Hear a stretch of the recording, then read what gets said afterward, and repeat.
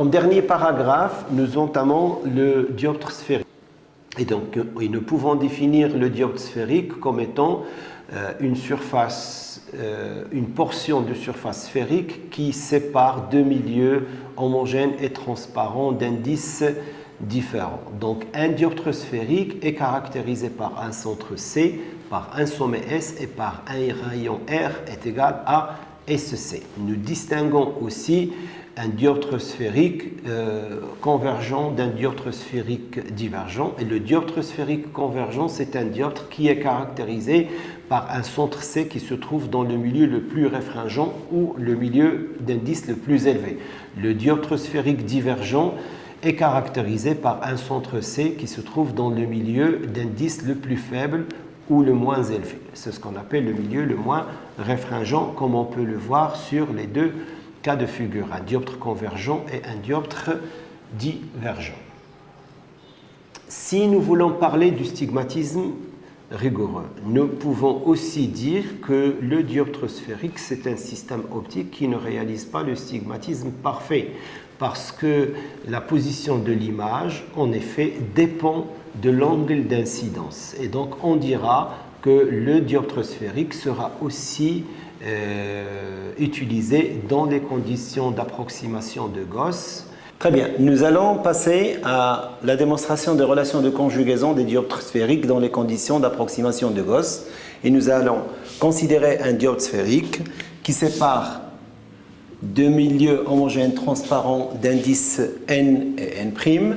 On va considérer que n est supérieur à n' et par conséquent ce dioptre est convergent puisque le centre C se trouve dans le milieu le plus réfringent.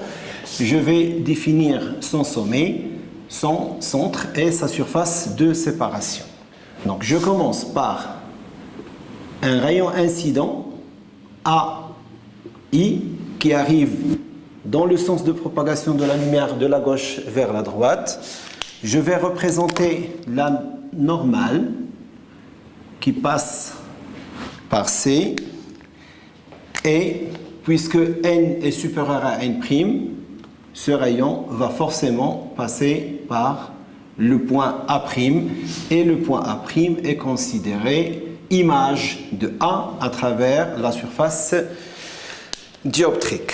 Je définis l'angle d'incidence par I, c'est l'angle AIC.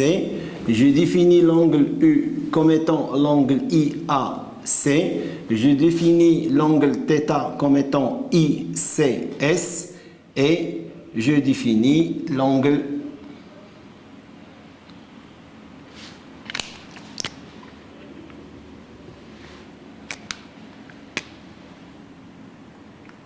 qui se trouve ici comme étant l'angle I'. L'angle I' étant l'angle formé entre la normale et le rayon réfracté dans la direction de l'image. Et je définis IA'S comme étant l'angle U'. Je trace la projection orthogonale sur l'axe principal et on va nommer ce point H. Dans le triangle IAC, donc dans le triangle IAC,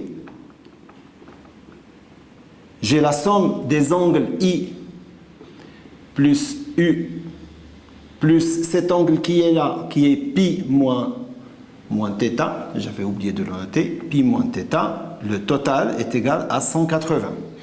Dans le triangle ICS, j'ai θ plus l'angle qui est là, c'est pi moins I',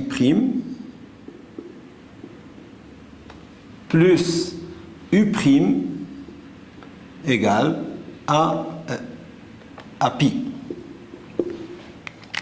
Donc, je peux simplifier par pi de ce côté et j'aurai I égale à θ moins U.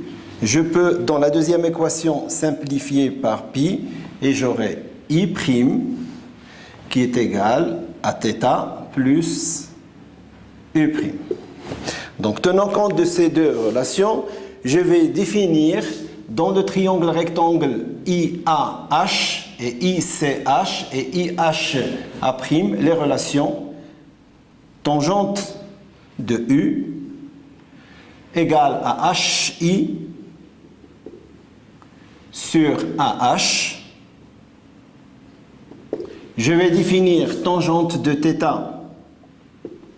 égale à HI sur CH.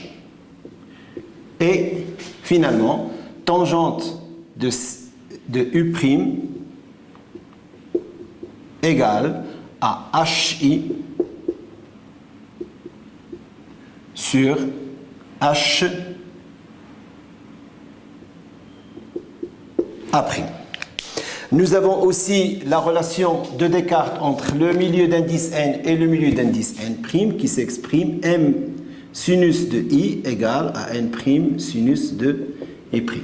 Puisque la relation de conjugaison que nous considérons est établie dans les conditions d'approximation de Gauss, la projection de i sur l'axe principal étant en h, et étant donné que le dioptre sphérique est de faible ouverture, ça a été rappelé au début de ce chapitre, nous pouvons considérer l'approximation du point h exactement confondue avec s. Et dans ce cas, nos formules vont devenir tangente de θ est approximativement égale à u, et c'est égal à SI sur AS.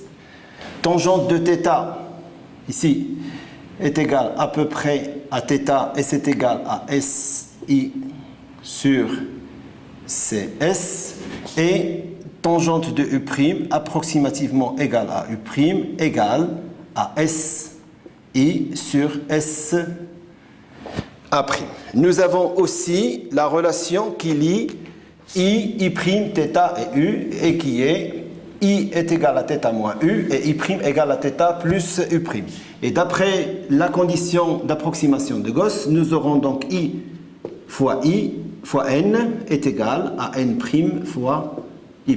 Donc il suffit de remplacer l'angle I qui se trouve ici et l'angle I' qui se trouve là pour aboutir finalement à la relation de conjugaison. Donc je vais essayer de dégager un petit peu d'espace par là.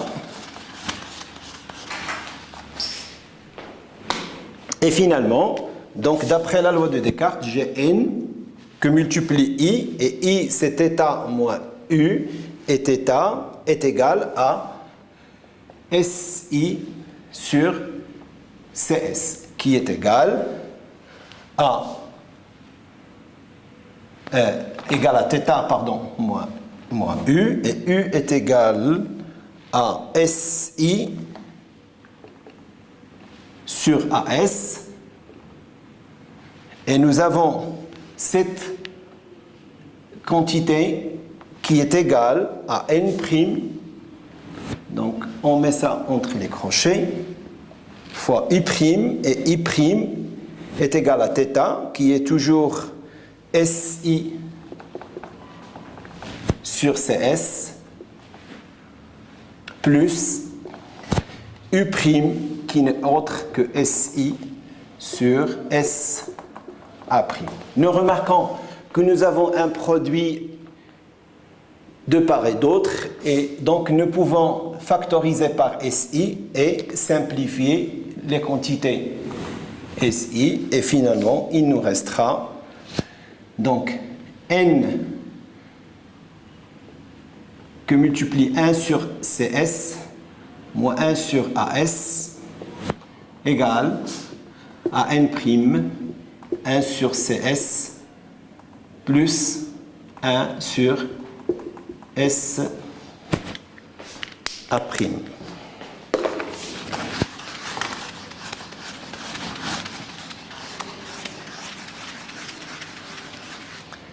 Donc, si je ramène ce terme N'1 sur S de ce côté-là, j'aurai N sur CS moins N' sur CS, où je peux factoriser, égal à N' SA', et de ce côté, j'aurai plus N sur AS. Et dans ce cas, j'aurai N moins N' sur CS égale à n sur AS moins n prime plus, pardon, n prime sur SA prime, qui peut être écrit comme étant n prime sur SA prime moins. Donc nous avons n sur AS égale à moins n sur SA. Et si j'inverse CS par SC, j'aurai n prime moins n sur SC, n prime moins n sur SC. J'ai fait inverser le signe moins de part et d'autre. Ça se simplifie et j'ai n prime sur SA prime moins n sur SA. Et c'est ce qu'on appelle la relation de conjugaison des dioptres sphériques dans les conditions d'approximation de Gauss, avec origine au sommet bien sûr. Bien, nous allons revenir sur les dioptres sphériques et on va établir les formules de la distance focale objet et la distance focale image et les relations qui le lient. Donc on considère un dioptre sphérique de configuration quelconque, donc qui sépare un milieu d'indice n d'un milieu d'indice n'. On préfère noter toujours n comme étant l'indice d'entrée et n' comme étant l'indice de sortie. Je considère la lumière qui arrive de la gauche vers la droite comme ce que nous avons défini au niveau du chapitre 2. Je repère le centre du dioptre sphérique, je repère le sommet et je considère un point A qui envoie un rayon lumineux au point B et je considère que n est supérieur à n'. En d'autres termes, l'indice d'entrée est supérieur à l'indice de sortie. Et donc ce dioptre va être un dioptre sphérique convergent f' égale à SF' supérieur à 0, puisque C appartient au milieu le plus réfringent. Dans ce cas, j'aurai un rayon réfracté qui passe dans le milieu n'. Et j'obtiens l'image A' comme intersection entre l'axe principal et le rayon réfracté. Nous avons la relation de conjugaison dans les conditions d'approximation de Gauss avec origine au sommet et nous avons la même relation avec origine au centre, n sur CA' moins n' sur CA égale à n moins n' sur CS. Si nous cherchons le foyer objet,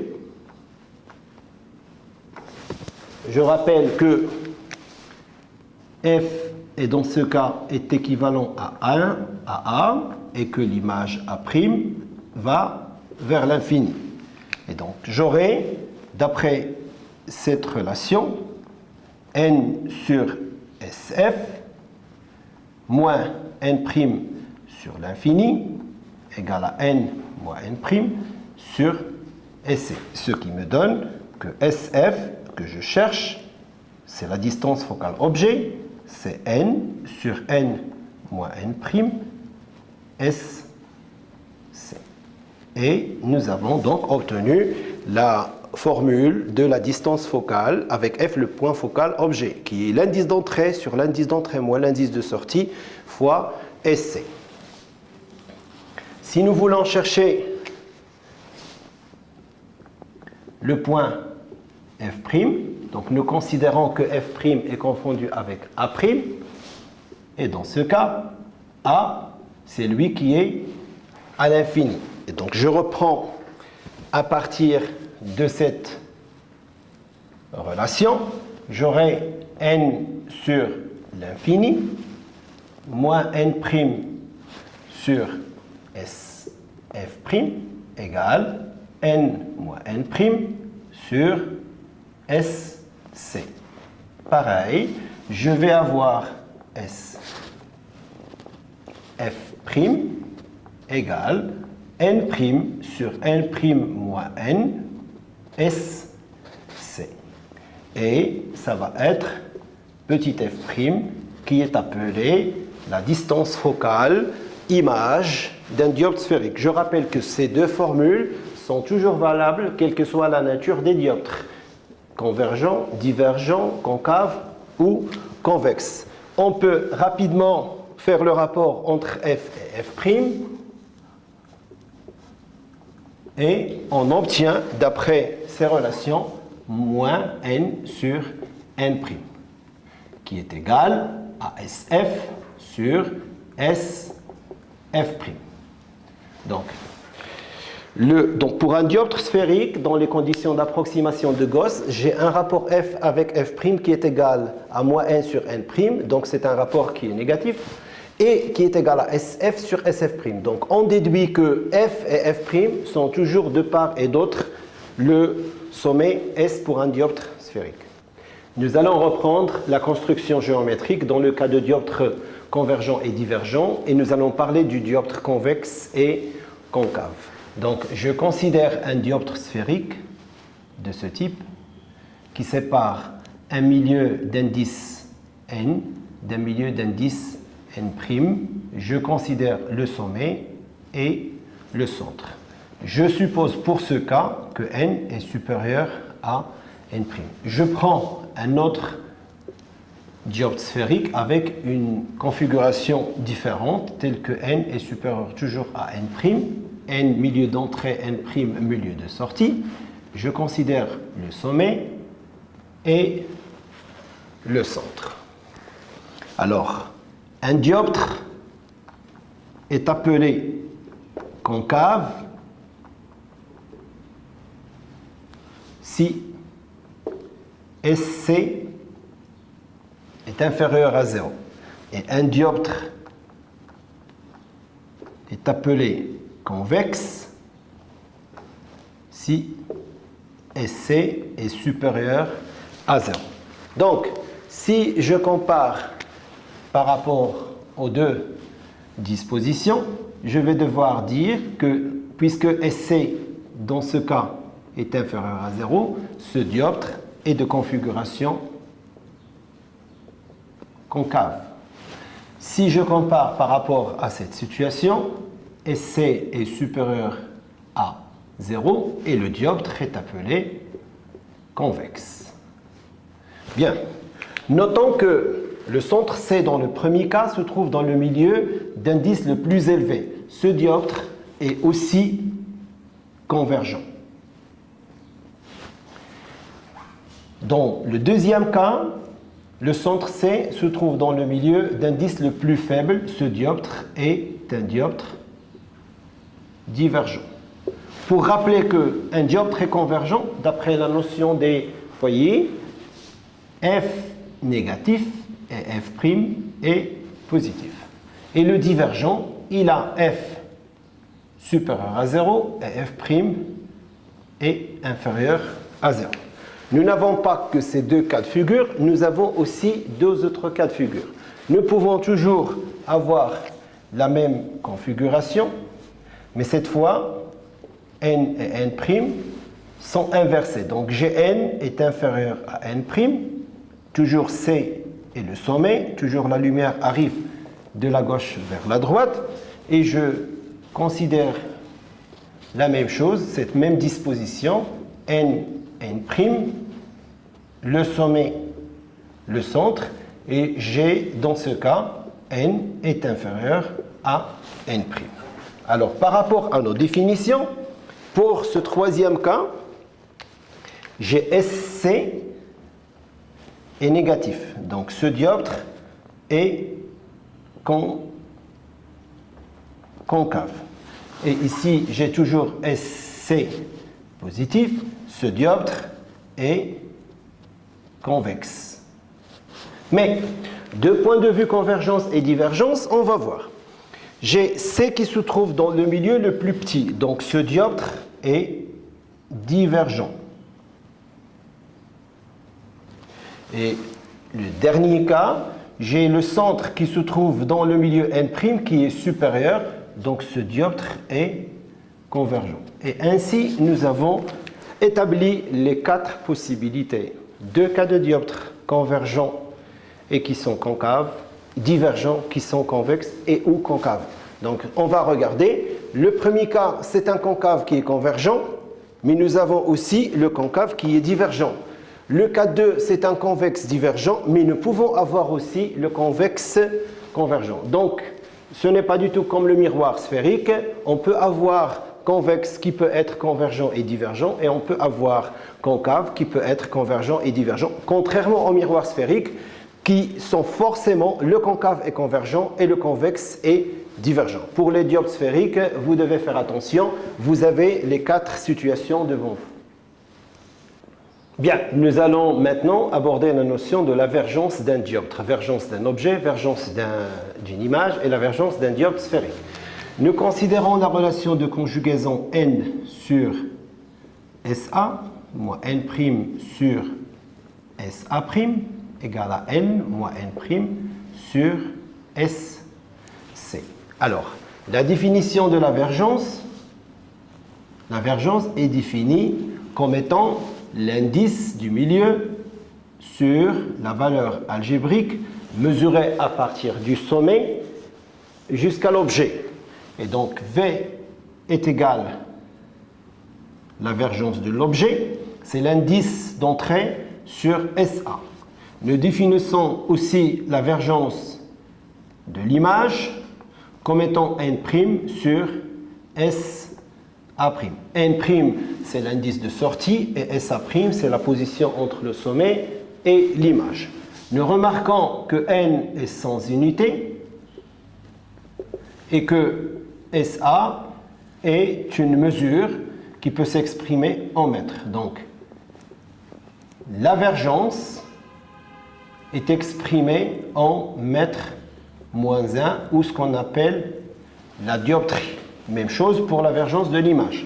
Donc, si nous comparons par rapport à la relation de conjugaison, nous allons avoir la vergence de l'objet moins la vergence de l'image qui est égale à la vergence du dioptre sphérique qui est égale à n moins n' sur SC et qui est toujours en mètre moins 1 ou ce qu'on appelle la dioptrie.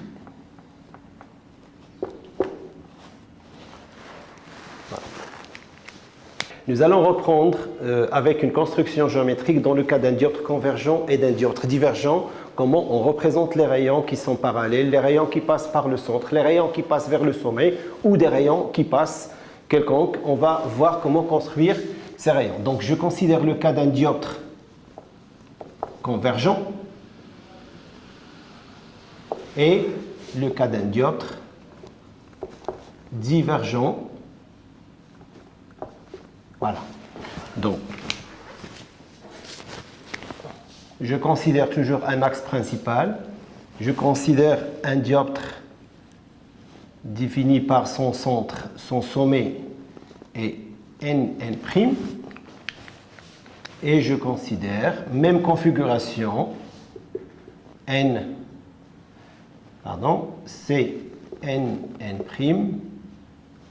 S. Dans ce cas, je considère que n est plus petit que n', et dans ce cas, je suppose que n est plus grand que n'.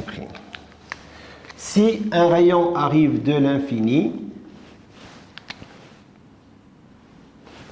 parallèle à l'axe principal, il va chercher le point f'. Puisque le dioptre est convergent, le point f' image, il est de ce côté, et le point objet f est plutôt de l'autre côté. Et donc le rayon parallèle va passer par f'.